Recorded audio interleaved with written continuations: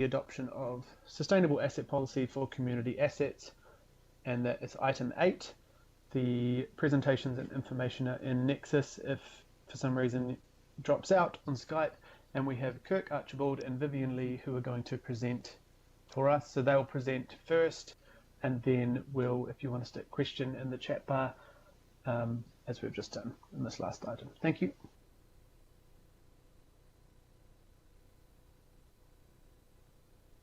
I assume Kirk can do the All right, thank you. Oh, it perfect. just took a little moment to come off mute.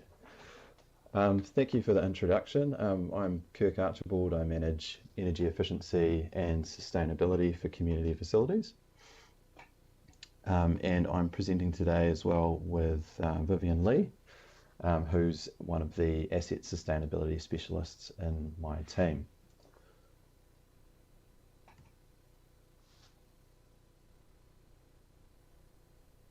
All right. So the purpose of our presentation today is around the adoption and seeking adoption of the sustainable asset policy.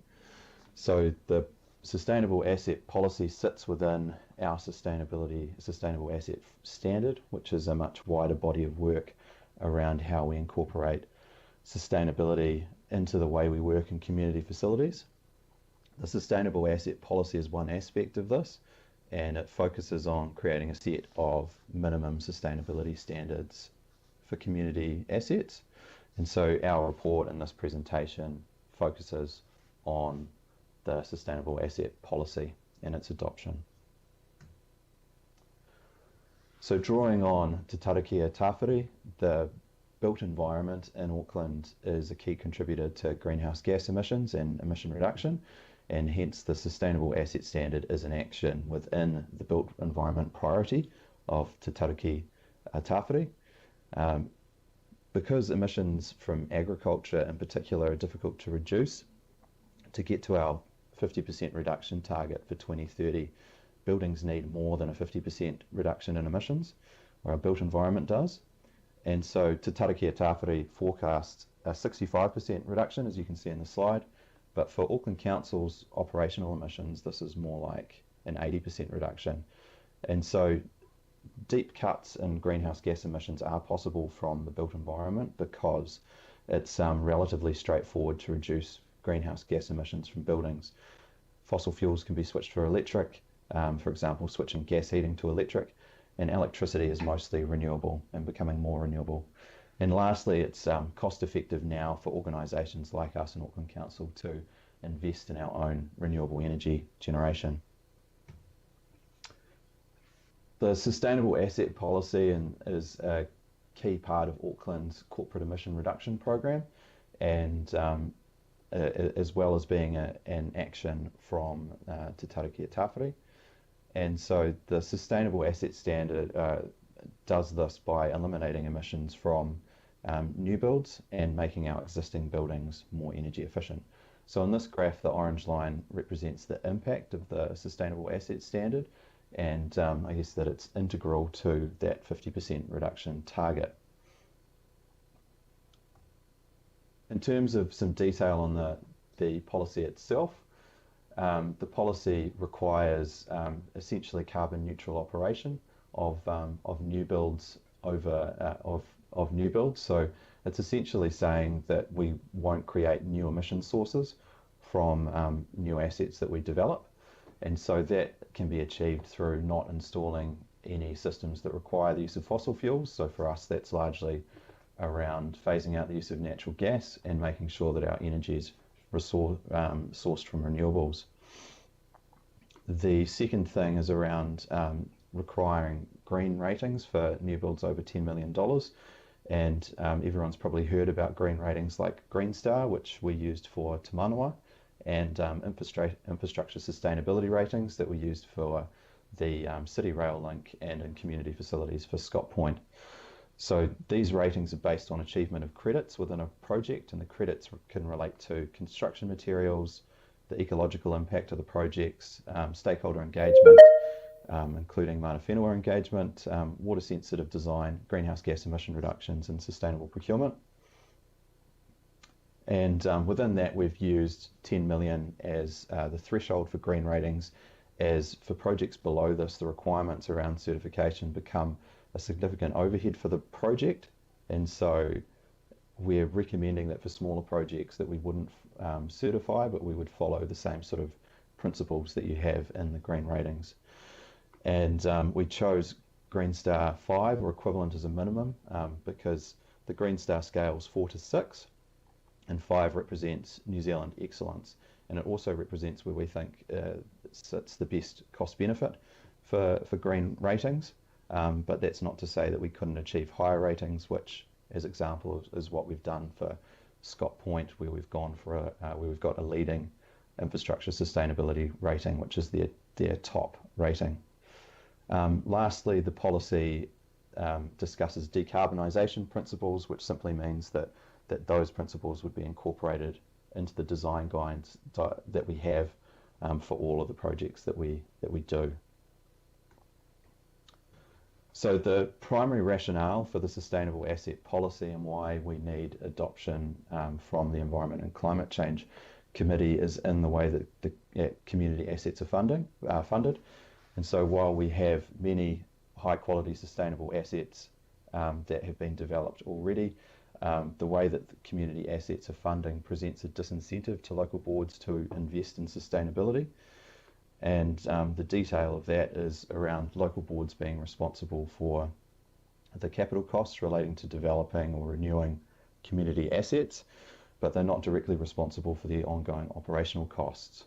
So sustainability features within buildings and infrastructure, particularly in relation to energy efficiency and water efficiency and renewable energy, reduce whole of life costs of those assets, but they typically have a higher upfront cost. So as local boards aren't responsible for ongoing costs, there is an incentive for them not to invest in sustainability. We also have some external pressures, which I've shown in this slide. So the government's planning new regulation around improving the energy efficiency and reducing carbon emissions of buildings. Our gas fields are in decline at the moment, and that's starting to impact our energy costs. As an example, and this is also to do with outages in our gas fields, our gas price recently doubled for our facilities, and lastly, we're seeing a really big rise in the price of carbon in New Zealand as well. And more and more that's going to impact both the cost of gas and electricity as well. So in addition to the benefits that we've already discussed, this policy will also strengthen our mana whenua engagement and also Māori outcomes within our projects, which I'll discuss a little bit further. Green buildings are also typically healthier buildings in the sense that they have higher ventilation rates and they use more friendly components within them, and also paints and finishes, and also that through these projects we can improve ecological outcomes. So within the green ratings, there are credits that require engagement with mana whenua. They also require issues of significance for mana whenua in relation to the environment and ecology to be incorporated into the projects. That mana whenua's history in the area is incorporated and communicated through the projects, and so the green ratings themselves are quite well aligned with Kia ora Tamaki Makaurau. And so for this sustainable asset policy, we've engaged with mana whenua. The engagement is ongoing in the sense that it's part of the wider discussion around how we implement Te Tarakia Tāwhiri, and so we're involved in those discussions that go across council around how all of the different parts of council are delivering on the Auckland Climate Plan. The engagement that we've had to date with mana whenua has been through our joint hui that we have with Parks, Sports and Recreation, and meeting with the Natural Environment Po of the Mana Whenua Kaitiaki Forum.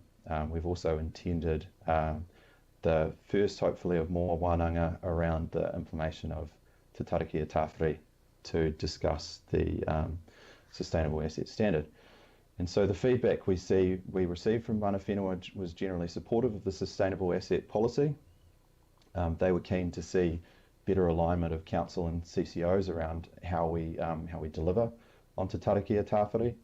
And this really prompted the wānanga that we had, bringing together different parts of council to discuss what actions they are taking rather than what we had been doing, which was a more individual department approach. We also were made aware of Taki Māori, Taki Hone, which is a framework developed with mana whenua and Panuku and used for the Onehunga Wharf development. And so this framework we see as complementary to the green ratings that we've been doing, in the sense that we're recommending, in the sense that the framework can inform aspects of green ratings, and the green ratings can inform aspects of Taki Māori, Taki Hone. It's worth noting that the sustainable asset policy doesn't take place, doesn't supersede any project level engagement. It just provides a formal framework around and requirements around that, and also requirements of evidencing that engagement and the outcomes and how that's been incorporated into the design and build of the asset.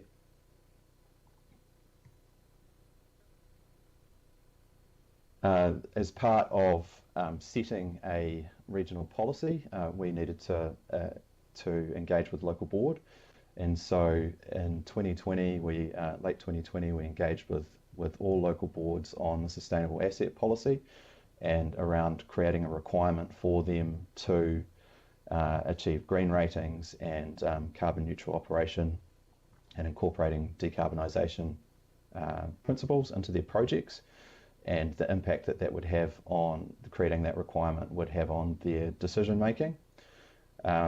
All of our local boards supported the policy and where we were going. We had 6 local boards that highlighted concern around the cost of green ratings and the impact that would have on existing budgets. So in discussing budget impact, most of the studies on green buildings show a modest cost premium between green rated and unrated buildings. Some studies don't show any. For this policy, we've assumed a 2 to 6% premium. About 1% of this are the costs of the green rating itself, and that's the certification and also the reporting required to write submissions. And the rest of the cost relates to the sustainability features themselves. Whole of life costs are typically lower, and in commercial settings, green buildings provide a higher return on investment than unrated buildings.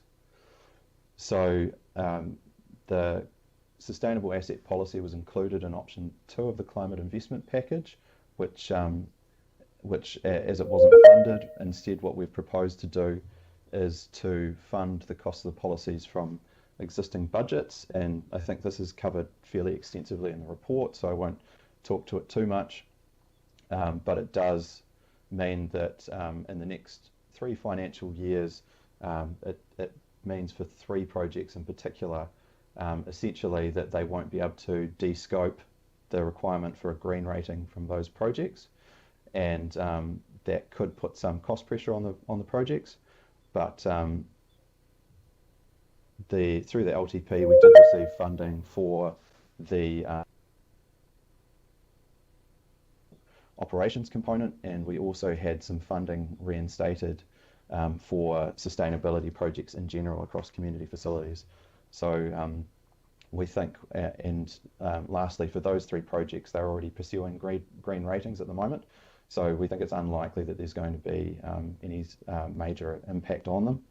And then from financial year 25 onwards, we're expecting that we can build any additional costs simply into our baseline budgets. So lastly, to summarise, adoption of community facilities sustainable asset policy as a regional policy means that it becomes a requirement for local boards, and so essentially if projects budgets are under pressure, the green ratings aren't able to be de-scoped out of these projects. It's something that needs to stay in them. The second thing is it means that new assets don't add to Auckland Council's greenhouse gas emission inventory. And lastly, it means that whenever we're developing large new assets, that development is consistent with Te Tarakia Tawhiri. Thank you, that's all. Kia ora, thank you so much, Kirk. That was a very good presentation and explained in a really understandable way a lot of detail that I think would have made everyone quite comfortable with the, yeah, it seems to be the questions are being answered by your presentation, so thank you. I'll move the recommendations, and Councillor Al-Filipaina as Chair of PACE will second those, and we will go to questions. We've got Councillor Cooper, sorry. Oh no, did you, wait, I'll just check. Yeah, mine was answered, thanks. Perfect. I'll go to Member Wilson after the questions. Thank you, Member Wilson. Unless you had a question. Cool. Councillor Simpson back on the question list. Oh no, apologies, I've missed Councillor Walker from the beginning. Apologies, Councillor Walker, you go first. Yeah, hi there, Kurt. Good report. I've just got a question around the scope of what we're proposing, and an area that might otherwise be missed out that's part of community facilities, and I'm talking about the park space, and I'm assuming that the park space is in scope. Would that be correct? That's correct. Sure. So the question I'd ask is, in the park space, there are issues that go to decarbonisation and accounting and carbon neutrality that go to the asset, which is the land, the soil on the land, the trees that are on the land. So, for example, in our park space, there's a substantial amount of emissions by way of methane, which is one of the most troublesome of the greenhouse gases. And also, if you've got a park and it's in grass, there's a substantial relative amount of carbon required to mow it, compared to, say, having an area that might be put into a meadow or planted in trees or the like, which would then act as a carbon sink.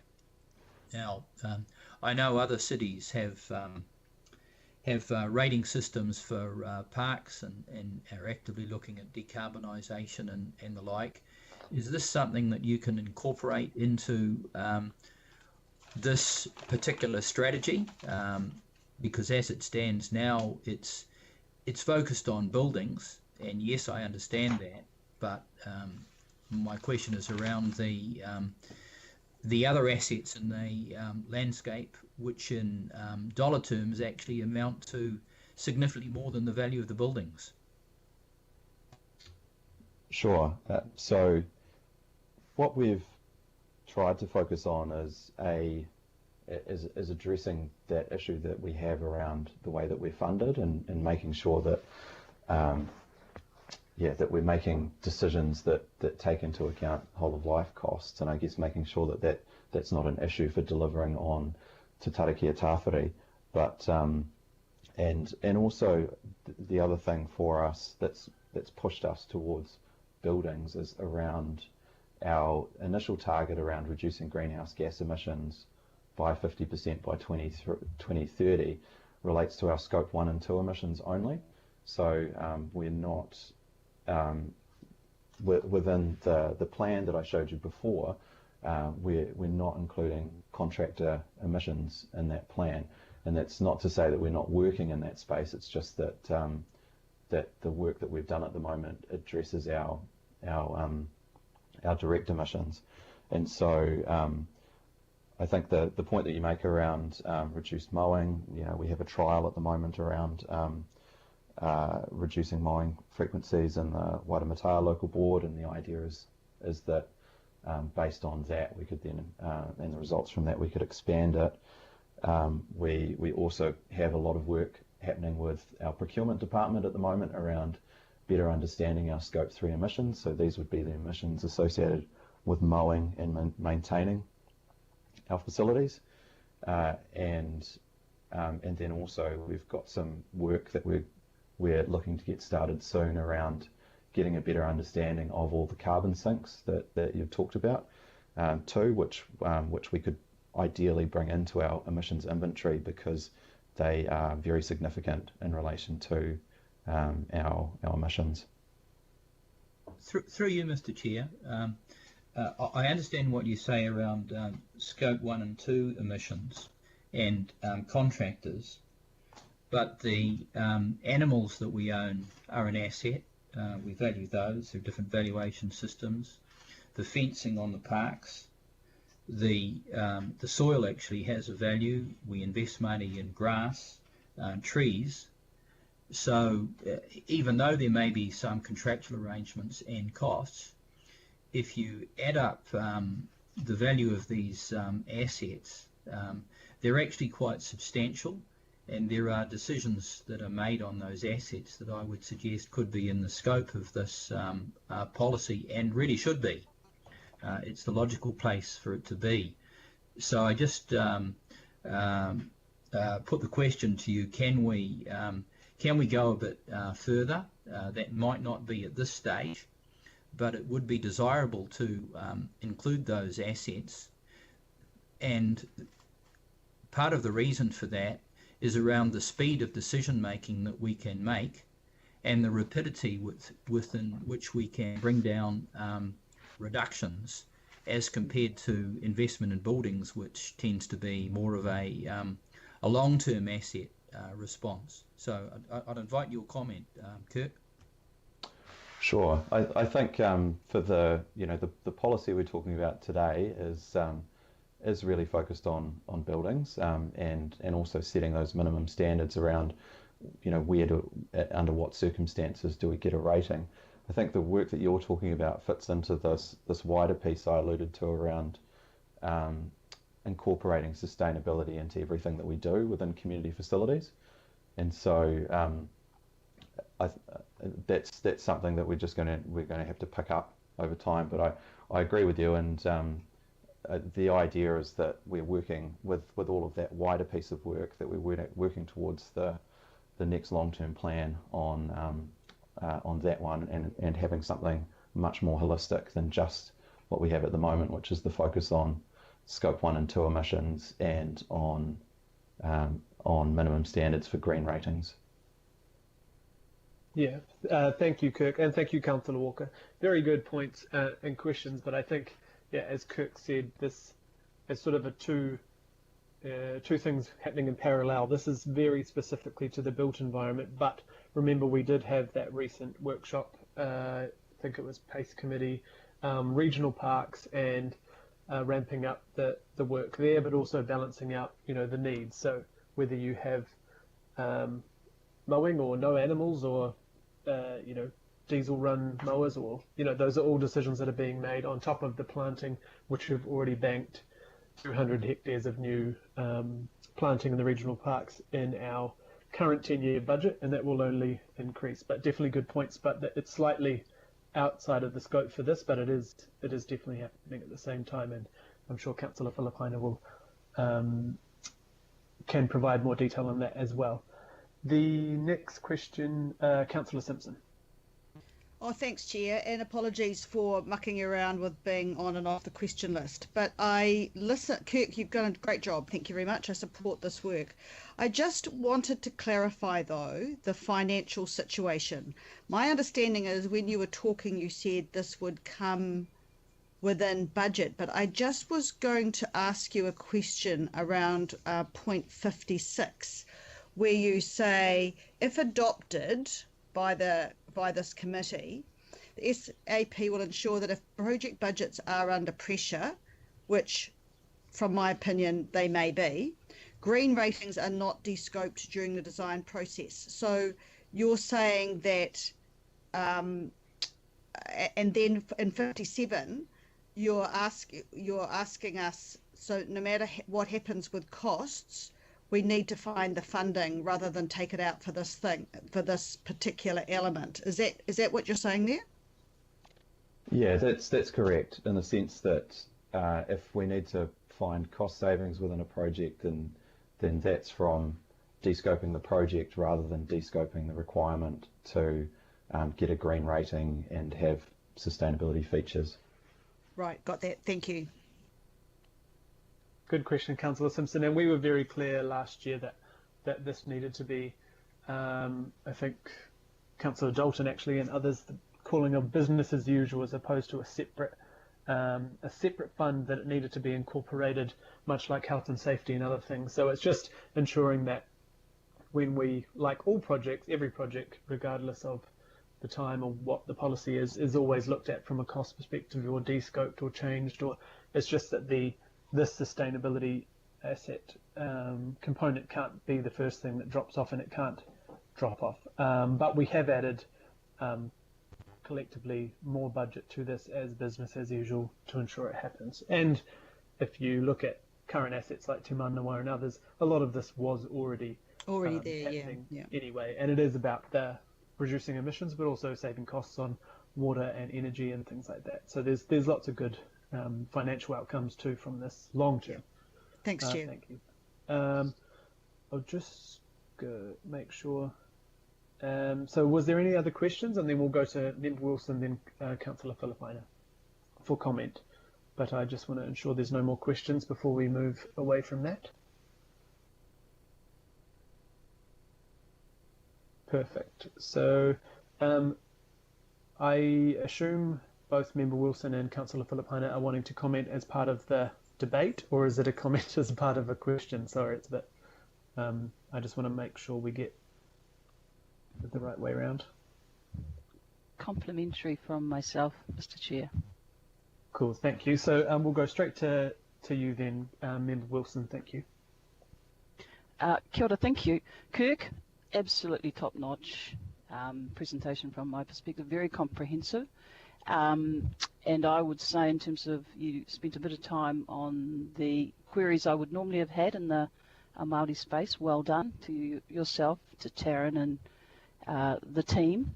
But my only comment is around the Take Mauri Take Hono tool that will be used by or applied by the community facilities. And it is a complex one, as you well know, and you are engaged in that sphere, but just making sure that's tidied up in its use and understanding would be appreciated. Kia ora. Kia ora. Thank you, Member Wilson. Councillor Filipina. Tēnā koe, Rihari, and look, thank you so much, Chair. My only comment is that I look forward to the same comments from Councillor Walker when we have our meeting in November around the regional parks, that we had our workshop on the 29th. So just look forward to the conversations there. Kia ora, and well done, Kirk. Ka pai. Kia ora. Are there any more comments? Looks pretty good to me.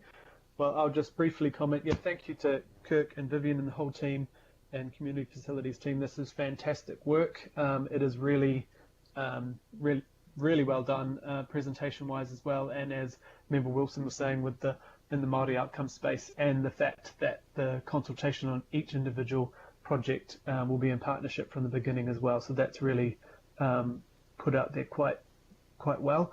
Around the 5-star rating on the larger buildings, and thank you for incorporating that the principles will be across all renewals on assets, although it won't be always at that potentially at that 5-star because of the cost outweighing the benefits. But I think we are seeing great leadership right across council now, but this just embeds it and makes sure it's sitting there, and it will save over time the costs.